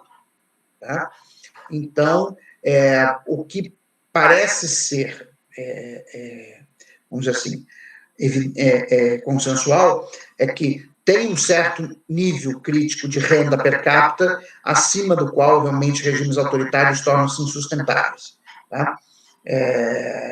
Realmente, quer dizer, a transição, eu falo da Espanha, por também ter cidadania espanhola, quer dizer, a transição democrática, ela foi inexorável na Espanha, quer dizer, o enriquecimento da sociedade espanhola durante a ditadura de General Franco foi o que gerou as sementes da sua própria destruição. Tá? Quer dizer, a sociedade mais heterogênea, mais diversificada, etc., que não toleraria o franquismo, como não tolerou. Quer dizer, tolerou até o general morreu de velho na sua cama, chefe de Estado, mas depois o regime começou a mudar, e mudou rápido em 3 anos. Há 3 anos você já tinha uma nova Constituição, que é o que tem até hoje, enfim. Então, acho que essa é a relação entre desenvolvimento e democracia, né? Bom, quanto à questão da gente copiar o que deu errado, na verdade, eu acho que é mais grave. Nós estamos copiando, não o que deu errado, nós estamos copiando uma fantasia. Quer dizer, o liberalismo que esse pessoal defende não existiu em lugar nenhum do mundo. Não existe essa história de Estado ou mercado. É Estado e mercado. Em composições diferentes. Quer dizer, você tem algumas sociedades que têm maior participação do Estado, outras que têm menor participação do Estado, mas o Estado e mercado são complementares. Não tem essa história de é um ou é outro. Tá? Então, o que aconteceu com o Brasil é que nós deixamos de pensar com a nossa própria cabeça, como diz o professor Brescia Pereira, nos anos 90. Tá? Eu acho que isso coincidiu, né, da nossa primeira eleição democrática, né, coincidiu com a queda do Muro de Berlim. Né? E ainda o neoliberalismo do Reagan, da Thatcher, estava forte e tal, e aí você conseguiu vender, né, toda uma narrativa, né, de que os problemas do Brasil, a gente passou uma década perdida, de baixo crescimento. Eu mostrei isso na minha apresentação. Então, o discurso que foi vendido era de que era excesso de intervenção do Estado, não sei o quê, tinha que privatizar, tinha que reduzir impostos, que o Estado era ineficiente, patati patatá. E aí, o que está relacionado com a discussão do Zé Celso é que foi justamente durante o governo Collor que você desmontou os mecanismos institucionais de planejamento do Estado brasileiro e nunca mais recuperou. Né? Aí teve o governo Fernando Henrique, né? Quer dizer, o Fernando Henrique Cardoso, né, para quem sabe da trajetória intelectual dele, ele é marxista, né, de formação, só que ele é adepto da teoria da dependência associada, né, que é o antagonista do estruturalismo latino-americano. Tá? Quer dizer, a teoria da dependência associada, ela, em poucas palavras, ela diz la Amérique latine, né? Não existe uma burguesia nacional, portanto, é impossível, né, um projeto nacional de desenvolvimento. Então, a única esperança de desenvolvimento dos países da América Latina, pelo menos na versão, né, da teoria da dependência, que é do Fernando Henrique Cardoso do Faleto, que tem outra, que é do Rui Marini, que aí é outra história, tá? E aí realmente eu tenho conhecimento próximo de zero disso, então não vou falar, né? Mas a única esperança dos países em desenvolvimento seria se associar ao império. Né? Então, daí deriva tudo. Quer dizer, aí, quando o Fernando Henrique conheceu o Gustavo Franco, foi amor à primeira vista. Né? Quer dizer, Gustavo Franco com a ideia de que você tinha que atrair poupança externa para aumentar a poupança nacional e, com isso, aumentar o investimento. Então, tinha que fazer abertura da conta de capitais, tinha que liberalizar a economia, tinha que privatizar, tinha que fazer o quê? Essa foi a história que foi vendida pelo Fernando Henrique Cardoso. Bom, o problema é que esse modelo deu errado. Já deu errado uma vez. Tá? Que foi, para quem lembra, o crescimento no período do Fernando Henrique Cardoso foi pífio, foi da ordem de 2,5%, e para piorar, né, no penúltimo ano, no segundo mandato do governo Fernando Henrique Cardoso, teve uma crise energética por falta de planejamento. Porque não foi por falta de energia. Tá? Quer dizer, se a rede, né, se os subsistemas nacionais, né, de produção de energia elétrica estivessem interligados por intermédio, né, dos cabos de transmissão, você não teria tido o apagão de 2001. Não foi falta de energia. A região sul do Brasil não estava com falta de energia. O problema é que você Itaipu tinha que verter água, né, porque não conseguia transmitir energia para o resto do país. Foi falta de planejamento. entendeu? Então, assim, isso foi... Então, esse projeto já fracassou. E o povo brasileiro, em 2002, disse um basta a esse projeto. Eles resolveram, não, vamos... Tem esse carinha, esse barbudo aí, que já está 3 vezes tentando, agora ele está mais bonitinho, corta melhor a barba, está usando os ternos mais elegantes, da Ricardo Almeida, está um cara legal, então vamos votar nele. Quer dizer, o Lula ele foi eleito no segundo turno de 2002 com 66% dos votos válidos. Foi 2/3. Foi acachapante. Né? E aí o Lula, como isso é da característica do Lula, né, de não ir para o confronto, ele é um conciliador nato. Então, o que ele fez foi manter a política macroeconômica do Fernando Henrique, né, mas dar uma turbinada nos programas sociais, com a criação do Bolsa Família, etc., uma política de elevação do salário mínimo, né? Quer dizer, o problema que o Lula não percebeu, não sei se ele se deu conta sobre isso, eu espero um dia poder conversar com o presidente Lula sobre isso, né? Mas ele não percebeu que essa combinação, né, de uma política macroeconômica ortodoxa, né, com uma política social-democrata, vamos dizer assim, quer dizer, isso foi o germe da desindustrialização. Não combinava. Quer dizer, com aquela combinação câmbio-juros, você estava matando a indústria. E aí, isso ia comprometer, inclusive, o projeto de melhoria da distribuição de renda.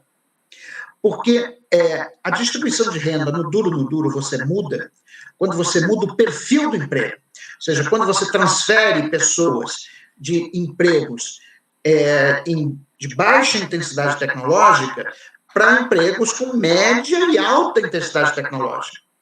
E a desindustrialização está fazendo o contrário. Então, não tinha como aquela política de melhoria da distribuição de renda dar certo. Ela estava estruturalmente condenada. Como acabou acontecendo. Tá? Então, você não pode dissociar as coisas. Quer dizer, essa história, né, do social-desenvolvimentismo que a turma do Unicamp criou, que, no fundo, foi um nome para tentar... um nome para tentar dar alguma teorização sobre o que foi feito durante o governo Lula. Assim, tem teorização nenhuma. Tá? Quer dizer, a escola econômica mesmo é o novo desenvolvimentismo. Tá? E a gente vinha alertando isso. Aí eu passava por antipático, porque aí o pessoal do PT fica olhando para mim e ainda vem aquele gordinho reacionário de novo dizer que tudo que a gente está fazendo está errado. Entendeu? Mas não era liberal. Eu nunca fui. Eu estou sempre estive. Eu sou um keynesiano desenvolvimentista. Ponto. Entendeu? Mas a política deu errado. E aí, quando deu errado, você abre a porta para voltar ao liberalismo. Aí vamos dizer, está vendo? É porque o Estado é ineficiente, é porque tem intervenção demais, etc, etc. Só que a política deles não funciona. O problema é que não funciona. Né? E eles já estão, desde 2016, implantando essa agenda de reformas, uma atrás da outra, e o crescimento nunca vem. E aí eles sempre dizem, não, para vir o crescimento está na próxima reforma. Aí eles fazem essa reforma e dizem, não, agora é a próxima. E assim sucessivamente, e não vai acabar nunca. Essa agenda de reformas é infinita, pela simples razão que não leva a lugar nenhum, não vai gerar crescimento.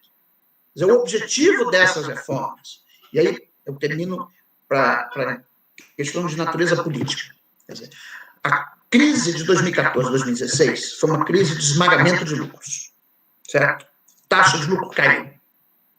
Bom, os empresários, pensando microeconomicamente, tá? Quer dizer, isso já dizia o Kalec, né? que os capitalistas fazem muita coisa como classe, mas não investem como classe. O que eles pensaram? Microeconomicamente, não. Se eu reduzir os encargos trabalhistas, tiver uma redução de impostos, eu aumento meu lucro. Tá? Então, o que tem que fazer? Tem que reduzir imposto e tem que reduzir encargo trabalhista. A ponte para o futuro é exatamente isso.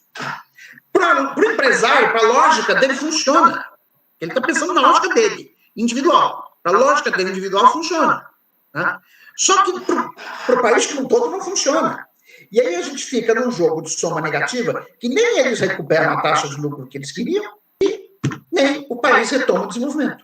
E nós estamos nessa encruzilhada que nós estamos até agora e que assim, eu acho que só pode ser feita se a gente conseguir uma aliança, né, entre um candidato, né, progressista de esquerda à presidência da República com o empresário como vice, como foi Lula com José Alencar. Eu acho que sem isso a gente não consegue sair dessa encruzilhada que a gente está. Mas é isso. Muito obrigado aí pela questão e boa noite. Excelente questão, Jonathan. Professor Oreiro, muito bom, né? Acho que as questões são muito complexas e você nos conduziu aí com maestria para pensarmos esse momento. Para a gente ir encaminhando, acho que o Adame pode fazer a questão dele para o professor Oreiro e para o Zé Celso, e depois nós vamos encaminhando para o encerramento, pode ser? Perfeito, professora. Tá ótimo. Muito bom que o Zé Celso conseguiu retornar após um probleminha técnico. Primeiro, professora Ana Abreu, muito bom contar com a direção do seu trabalho aqui nessa mesa, muito bom revê-la. Já participamos de muitos eventos juntos, de natureza educacional, é uma honra estar aqui novamente e rever todos vocês, grandes pessoas, grandes educadores, grandes profissionais. Professor Oreiro, uma grande admiração. Professor que tem uma produtividade imensa e admirável. Assim, é muito bom acompanhá-lo aí no nosso grupo e é sempre um prazer aí aprender contigo. Caro Zé Celso, que acompanho de leitura contigo. Caro Zé Celso, que acompanho de leitura sobre planejamento há muito tempo, nos conhecemos no IPEA há alguns anos e é um prazer aí estar aqui conversando um pouquinho sobre esse assunto. Na verdade, só vou fazer estou aqui como mero perguntador aqui para aprender com vocês. E o querido Jonathan também, que nos conhecemos há pouco tempo, mas a admiração já é clara e sincera pela franqueza e pelo ser humano que é, um cara sensacional, gente fina, e assim, propomos o evento, ele foi assim, literalmente assim, um trator. Eu falei, Jonathan, estou pensando no evento, ele já estava com o evento assim, acontecendo já, né? Foi sensacional, né? E meu agradecimento público e sincero, meu querido, obrigado. Meus agradecimentos a todos vocês e as pessoas que nos assistem agora e que nos assistirão futuramente. O professor Oreiro fez um riquíssimo recorte histórico sobre o nosso desenvolvimento econômico e o Carlos Zé Celso também fez um levantamento sobre a questão do planejamento e eu fiquei muito feliz de ouvir uma pessoa que resgata o pensamento de Carlos Matos, né? Puxa vida, né? É tão difícil, né, você ouvir alguém hoje que resgata o pensamento de Carlos Matos sobre a questão do planejamento. Eu fico tão feliz de ouvir sobre Carlos Matos, assim como fico feliz de ouvir quando falam de Inácio Rangel, porque são gigantes do pensamento latino-americano que literalmente as pessoas desconhecem. Lamentavelmente, o Carlos Matos hoje utilizado no planejamento na Royal School inglesa, Rangel hoje utilizado muito pouco. Hoje temos aí o querido Elias aí utilizando para tentar interpretar esse fenômeno chamado China, que também é muito difícil, não dá para utilizar categorias formadas, e ele está imbuído aí nesse desafio grande mesmo de tentar interpretar esse fenômeno chinês, que não é fácil. E eu quero aqui fazer uma pergunta muito interessante, muito da minha parte, assim, me inquietou bastante e acredito que será interessante. Nós realmente fomos um país que da década de 30 a 1900, vou datar até 80, de 30 a 80, realmente, professor, você falou muito bem, professor Oreiro, nós saímos de uma grande fazenda produtora de café para uma das maiores economias capitalistas em termos de crescimento.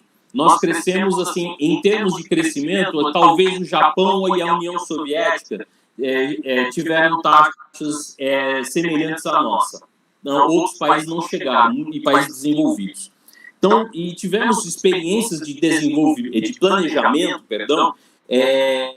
muito exitosas, né? Tivemos a idealização que Bonifácio teve lá no século XIX, né, de pensar a capital no centro do território nacional, concretizada por Juscelino.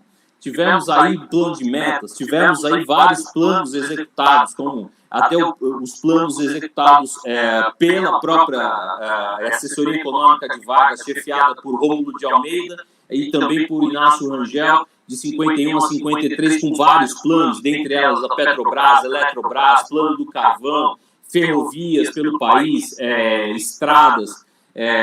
Tivemos o plano trienal também de Celso Furtado, tivemos também os primeiro e segundo PND nos governos militares, ou seja, nós tivemos uma experiência de planejamento exitosa sim, e chegamos nesse ponto agora, na nossa realidade nacional, em que a nossa experiência, a nossa capacidade estatal não está dando conta do recado, não está dando conta da necessidade que nós temos. E a minha pergunta é muito objetiva, assim, mas a resposta eu acredito que não seja tão simples. O que aconteceu nesse período? Aonde foi que nós erramos? Porque teve um interregno, aí teve um período que literalmente isso aí parou. Nós tivemos uma experiência, por exemplo, na década de 90, iniciada sobretudo no governo Fernando Henrique Cardoso, com a iniciativa do NAI, Núcleo de Assuntos Estratégicos da Presidência da República, com experiência de militares dentro da presidência. Começaram com o Plano Brasil 3 Tempos, que inclusive a última etapa seria agora em 2022. Também não avançou com muito... Não avançou. Tivemos aí no governo do PT, sobretudo nos governos petistas, tivemos aí, olha só, nós tivemos a seguinte situação. Tivemos um Ministério do Planejamento, Orçamento e Gestão, uma Secretaria de Assuntos Estratégicos da Presidência da República, com o querido professor Mangabeira Unger e vários professores nossos do grupo que também trabalharam, e não tivemos o êxito de fazer um planejamento estratégico de longo prazo e aplicá-lo. Então, ou seja, nos está faltando exatamente, mesmo com o IPEA, que é um órgão excepcional, com o IBGE, que é um órgão excelente, nos está faltando uma estrutura. Aqui eu estou me afastando da conjuntura e da estrutura, seja ela pessoal ou local, mas estou olhando para a estrutura de Estado. Nos está faltando uma questão estrutural que tem um vácuo aí, que nos falta a capacidade de produzir. Eu vou utilizar até uma questão agora do momento, nós enfrentamos agora uma pandemia com uma dificuldade imensa de dar uma resposta efetiva para esse problema. Assim, sem entrar no mérito pessoal de qualquer pessoa, mas falando claramente que nós temos esse problema para resolver como Estado, como nação, como governo. Mas nós já tivemos uma capacidade imensa de resolução. Vou utilizar até a frase que o Rangel utilizou na assessoria econômica quando servia no governo Vargas. Nós enfrentávamos desafios acima das nossas forças. Mas mesmo acima das nossas forças, com o país entrando na industrialização, no processo de substituição de importações, apresentava ainda soluções em situações que estavam assim... em condições absolutamente, às vezes, assim, incompreensíveis, situações em que, até inusitadas, poucos sabem, mas o próprio ISEB, que veio do IBESP depois que fizeram, começou num planejamento que começou dentro da Presidência da República, que depois foi derivar do Ministério da Educação e Cultura, assinado primeiro pelo governo Café Filho, mas inaugurado pelo Juscelino Kubitschek. Então, a minha pergunta objetiva é: aonde foi que nós erramos? Onde que foi que a nossa estrutura de Estado deu esse gap e deu essa falha que nós deixamos de ter essa capacidade de planejamento? Quero aqui deixar meu agradecimento imenso a vocês por estarmos aqui até esse horário, né? Já são quase 2 horas juntos, e assim, debatendo um assunto de uma altíssima complexidade. Não vamos resolver esse problema, mas estamos aqui dando o primeiro passo nesse diálogo de estudos brasileiros, e com certeza de uma iniciativa e com o pé muito bem, o pé direito aqui, excelente. Obrigado, gente.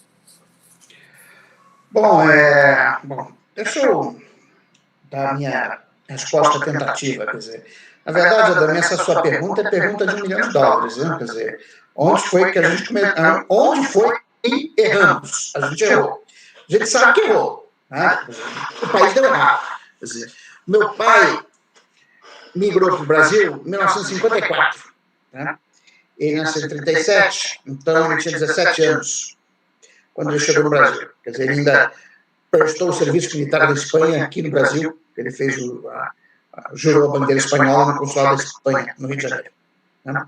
Quer dizer, o país que o meu pai migrou era visto como o país do futuro.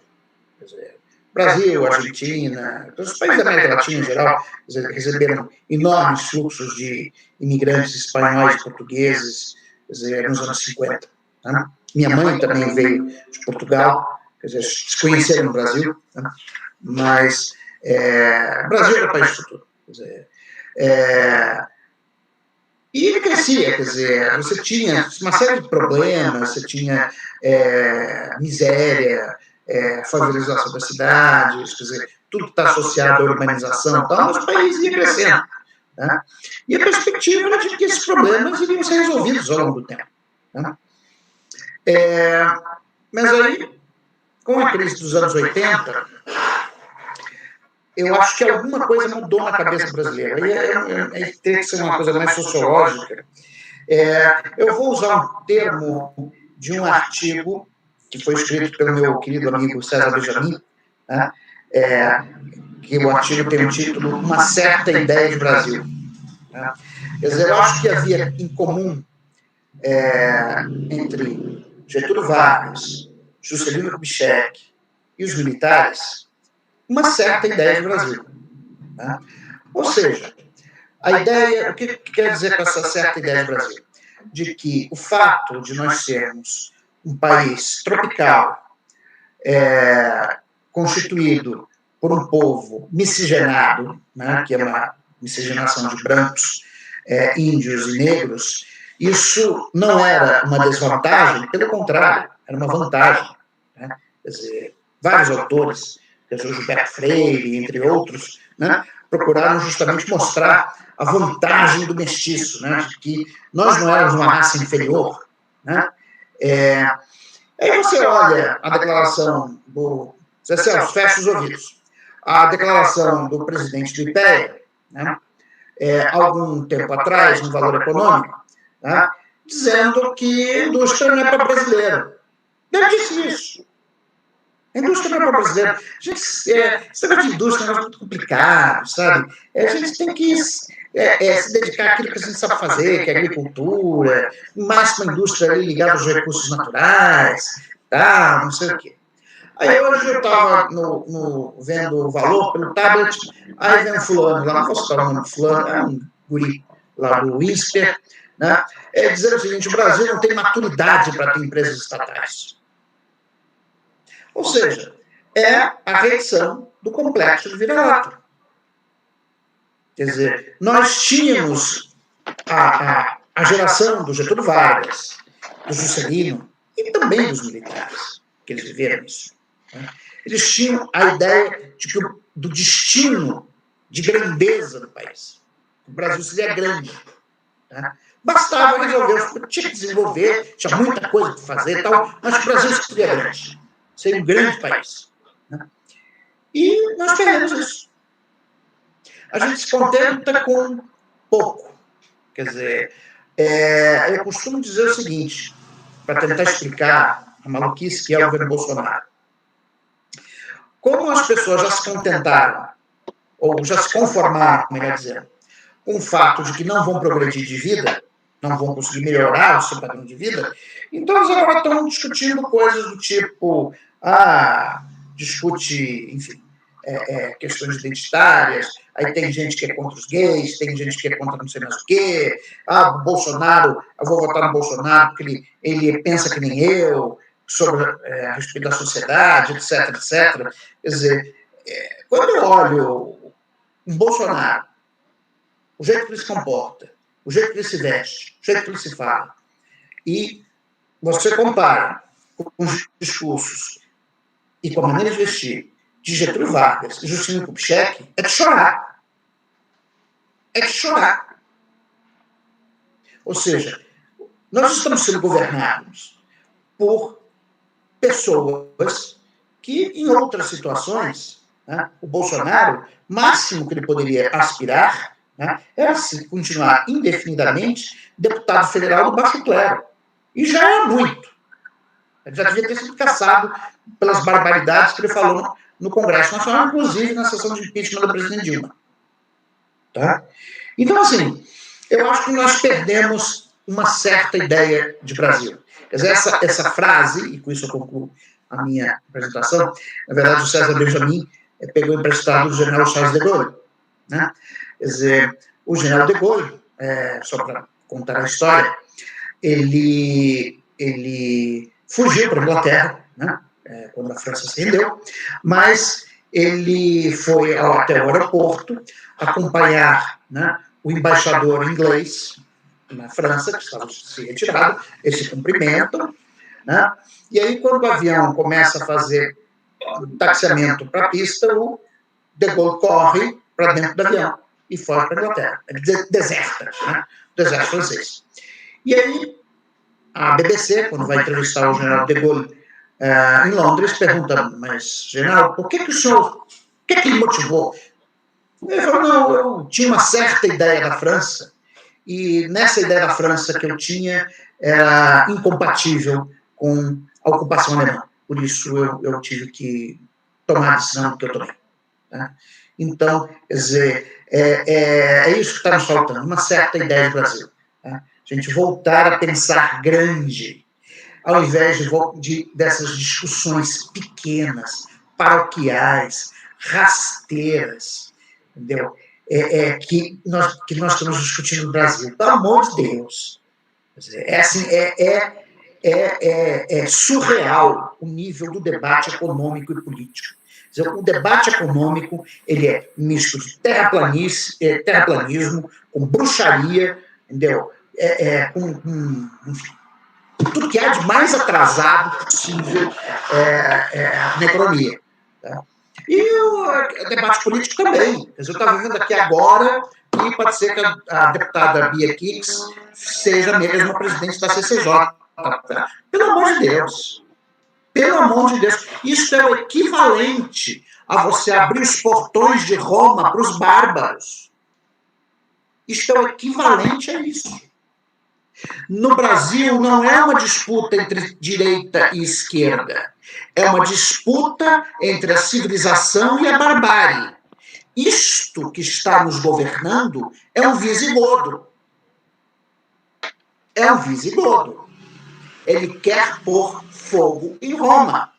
Porque ele odeia a civilização. Ele odeia, com todas as suas forças. Ele não quer a civilização, ele quer o caos. Por isso que a política dele é errática. Por isso que ele consegue ser contra a vacina e contra o lockdown. Eu até entendo que ele fosse contra o lockdown. Você não quer prejudicar a economia. Bom, mas aí o que seria lógico? Não, pô, eu vou vacinar o mais rápido possível, que aí pelo menos as pessoas voltam a trabalhar. Não, mas ele é contra os dois. O que ele quer, afinal? Ele quer o caos. E para que ele quer o caos? Porque só no caos é que ele vai conseguir governar. Porque se ele tiver que sentar naquela cadeira de presidente da República e ser um estadista, ele é incapaz de fazer isso. Ele não tem capacidade cognitiva para isso. Ele não está preparado para isso. Nunca pensou. Aliás, quando ele foi ganhar o certificado de presidente da República, isso saiu numa matéria da revista Piauí, ele estava tremendo. Quando ele foi, como é que chama? Certificado mesmo, né? Diplomado. Diplomação. Estava tremendo. E vocês viram a primeira fala dele em Davos? Assim, ele parecia um lagarto assustado. Ele não sabia o que estava fazendo lá. Estava lendo o teleprompter ali, frases que não tinham nenhuma conexão lógica uma com a outra. Entendeu? E assim, parecia um lagarto assustado. Então, é isso. Precisamos recuperar uma certa ideia de Brasil. Eu agradeço ao Adame, agradeço ao professor Ana Abreu, ao Jonathan, ao Zé Celso, por esse evento de hoje e espero que ilumine as mentes e os corações do povo brasileiro para que a gente possa retomar o caminho da civilização e do desenvolvimento econômico.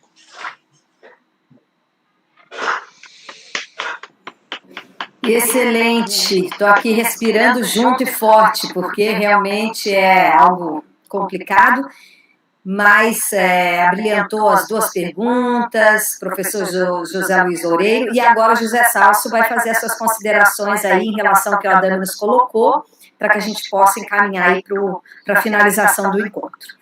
Muito obrigada a todos, mas ainda tem a fala do Zé Celso e depois finalizaremos. Muito bem, estão me ouvindo agora? Muito bem.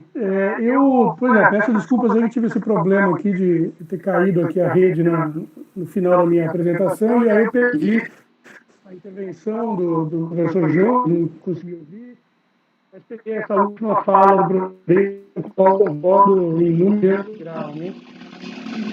Tendo em conta que o Adão coloca, realmente é uma pergunta, né? Eu acho que nós temos um problema profundo e longo prazo, desigualdade, e tem implicações muito grandes e graves para isso que a gente está vivendo agora, né? Porque a questão da desigualdade não é só um problema de, vamos dizer, diferenças de possibilidade de inserção produtiva no mundo do trabalho, de aferimento de renda, né, de consumo ou de bem-estar.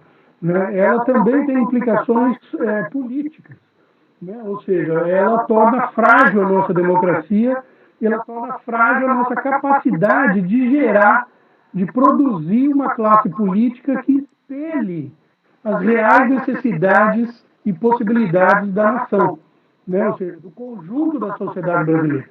Então, em algo que eu mencionei muito rapidamente, quer dizer, nós temos uma classe política no Brasil que foi se deteriorando, independente do espectro ideológico, né? De esquerda a direita, essa classe política ela veio se deteriorando muito rapidamente da Constituição de 88 para cá, né?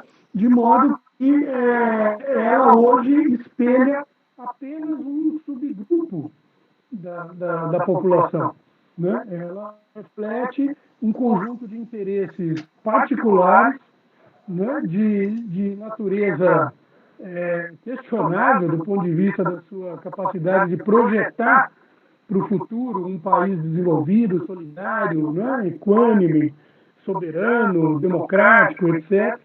Né? E isso traz consequências terríveis para a própria estruturação e funcionamento do Estado, que é como o Adão colocou. Né? Quer dizer, o colapso estatal que nós estamos vivendo é fruto não da questão fiscal, da questão, enfim, burocrática propriamente dita, da qualidade da burocracia, ou seja, tudo isso, na verdade, está à margem desse problema anterior, que tem a ver com a forma pela qual a classe política brasileira se apropria do Estado e das capacidades de mobilização de energias, de esforços, de recursos, né? E, portanto, de uma agenda de desenvolvimento que deveria ser muito mais ampla do que essa, que vai nos levar à catástrofe. Né? Não só a catástrofe econômica propriamente dita, mas a catástrofe humanitária, né? A catástrofe social que se vislumbra com a possível aprovação desse pacote de medidas que está em tramitação no Congresso hoje. Quer dizer, esse pacote de medidas não pode ser lido como reflexo dos anseios da maioria da sociedade brasileira. Muito pelo contrário. Ela reflete um projeto político de poder, né, que é restrito ao interesse, ao autointeresse desses grupos financistas, latifundiários, né, e privatistas do Estado que estão hoje presentes, né, no Estado brasileiro. Então, já diriam os clássicos, né, economia é política. Ou seja, é óbvio que nós precisamos promover uma transformação produtiva, né, buscar uma forma de inserção das pessoas no mundo do trabalho de modo mais estruturado e promissor, né, que é isso que vai alterar a estrutura de distribuição, mas isso é possível quando a gente mudar a correlação de forças políticas que, por meio de um processo caótico que nós temos e frágil de representação, leve ao poder realmente representantes à altura dos problemas e dos desafios nacionais. Hoje, muito claramente, nós não temos uma classe política, né, que esteja à altura, né, dos problemas, dos desafios, das necessidades e das possibilidades do desenvolvimento brasileiro. Né? Então, nós estamos caminhando muito rapidamente para uma situação de ingovernabilidade, né, e de insustentabilidade. produtiva, ambiental e humana. Ou seja, o país está se desfazendo do ponto de vista das suas potencialidades e capacidades. Isso só poderá ser alterado por meio de uma retomada de um projeto nacional a partir de uma consciência coletiva que se reorganize a partir da base da sociedade. Algo que deve demorar um bom tempo, infelizmente, para ser conseguido. Eu não acredito que a gente consiga ter forças ainda, no curto prazo, de reverter o processo de desmonte que está em curso, embora possamos conseguir mitigar o desastre, mas a gente não consegue alterar a rota de desenvolvimento, se é que pode chamar isso de desenvolvimento, que está em curso. Então, como bem disse o professor Oreiro, nos falta esse projeto de país, essa certa ideia de Brasil, que é de um país democrático, soberano, sustentável, etc., inclusivo e tudo mais. Mas essa ideia de país só pode ser reconstruída a partir da base da sociedade. Ou seja, o ator político necessário para esse projeto ainda está em formação, ou em reformatação, já que ele se desfez ao longo dos últimos 30 anos no país. Se a gente pega a Constituição de 88 como um marco civilizatório desse processo de construção nacional, o que a gente vê de lá para cá é uma disputa quase fratricida entre grupos antagônicos e incapazes de, vamos dizer, difundir e amalgamar a sociedade, a base da sociedade, em torno de um projeto nacional alvissareiro. Então, eu tenho uma leitura pessimista do contexto atual, porque, olhando de uma perspectiva mais estruturante e de longo prazo, a gente não vislumbra a construção desse ator político para os próximos anos. Mas, evidentemente, que ele está em construção. Até pela tragédia que se avizinha, com esse pacote liberal fundamentalista, é óbvio que a sociedade reagirá, reagirá em algum momento, e reagirá buscando um projeto alternativo. Então, nós precisamos dar a nossa contribuição como pesquisadores, professores, cidadãos, etc., ajudando justamente na identificação desse projeto, para que ele sirva de referência para esse compromisso social, para essa nova fase de ação coletiva que poderá nascer daqui a uns anos. Mas é aquilo, nós precisamos insistir numa toada de resistência, mas com clareza de que o cenário ainda nos é muito adverso. Não obstante isso, a história mostra que transformações políticas e sociais profundas são possíveis e quase que inevitáveis em contextos de extrema necessidade. E esse ponto do tempo pode ser o ponto que nos leve a esse momento político. Eu agradeço aqui o convite, mais uma vez, me coloco à disposição para ajudar nesse diálogo, na medida das minhas possibilidades, e também agradeço demais aí a companhia dos colegas, em particular do programa, do professor, que fez essa bela exposição, de certa maneira, mais otimista que a minha, em relação às nossas possibilidades aí imediatas. Obrigado.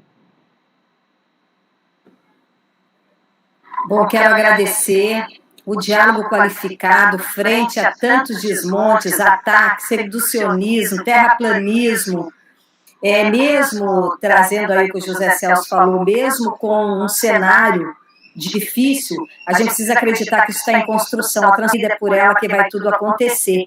Todo o percurso histórico que o professor Oreiro nos trouxe, que nos ajuda a pensar esses fatores históricos, buscar as questões sociológicas também, eu acho que foi assim uma bela contribuição que o grupo de pesquisa, que o Adame faz parte, o grupo de pesquisa Estudos Brasileiros, junto com o CIEP, proporcionou hoje, e eu deixo à vontade aí o Adame fazendo um fechamento aí, já que ele faz parte do grupo. Agradeço a presença de todos num diálogo altamente qualificado, que certamente, futuramente, muitos vão poder estar vendo esse vídeo e estudando um pouco as questões colocadas aqui hoje. Eu agradeço a oportunidade de ter interagido com todos vocês, que me fez refletir, anotei o tempo inteiro, e é isso, a esperança é revolucionária e a gente precisa seguir. Minha gratidão aí a todos, boa noite, e deixo aqui com a Adams para finalizar o encontro. Professora, mais uma vez, muito obrigado por contar com a sua presença. Quero agradecer a todos os amigos aqui do grupo, todos são integrantes do grupo. Na verdade, essa iniciativa, ela foi absolutamente algo informal, né? O grupo nasceu de maneira informal, fomos nos reunindo, dialogando, trocando mensagens, tratando sobre questões sobre o Brasil, e ganhou uma qualidade e uma dimensão que, assim, foi de uma maneira até espontânea, acima daquilo que nós pensávamos. Então, é muito prazeroso nos depararmos hoje com esse encontro, com a materialização daquilo que muitas vezes trocamos mensagens diariamente e hoje debatemos tema de tamanha relevância, né? Então, meu agradecimento sincero, não só a vocês que estão aqui hoje nesse diálogo, mas a todas as pessoas que contribuem, e já contribuíram muito com o grupo, com os diálogos, com os materiais compartilhados. O meu muito obrigado. Vamos continuar, vamos dialogar. Assim, eu sou um nacionalista como Ariano Suassuna, sou um realista esperançoso. Então, eu olho vejo as dificuldades, mas assim, eu não deixo de acreditar que é possível fazer um pouquinho melhor. Vejo sim que há muitas a situação é adversa, né? Nós nos deparamos com uma situação em que perdemos muitas vidas, muitos brasileiros e brasileiras, assim, lamentavelmente nos deparamos com uma situação horrorosa, triste, muitas delas pessoas próximas, que sentimos aí essa dor aí muito próxima. Registro aí meus sentimentos para aqueles que tiveram essa experiência muito ruim. Um abraço sincero aos amigos e amigas, e que essa iniciativa se perpetue para que tenhamos esse diálogo contínuo, né? Que essa amizade se ratifique em termos de diálogo, de esperança, de trabalho, de pesquisa e de amor ao Brasil, sobretudo. Obrigado, gente, obrigado mesmo, com um carinho imenso, reconhecimento, né? Eu sou o mais novo aqui entre vocês, então um reconhecimento especial aos grandes professores que estão aqui. O meu fraterno abraço aí, o meu muito obrigado a todos vocês. Boa noite a todos, e eu queria só deixar uma última mensagem de esperança. O Bolsonaro vai passar porque o mal se destrói a si mesmo. Né? Fiquem pensando, meditem nisso, tá bom? Boa noite a todos e a todas. Boa noite. Boa noite, tudo de bom. Tchau, professora. Tchau, professor. Muito obrigado. Valeu. Queridos. Tchau. Tchau. Abração. Tchau.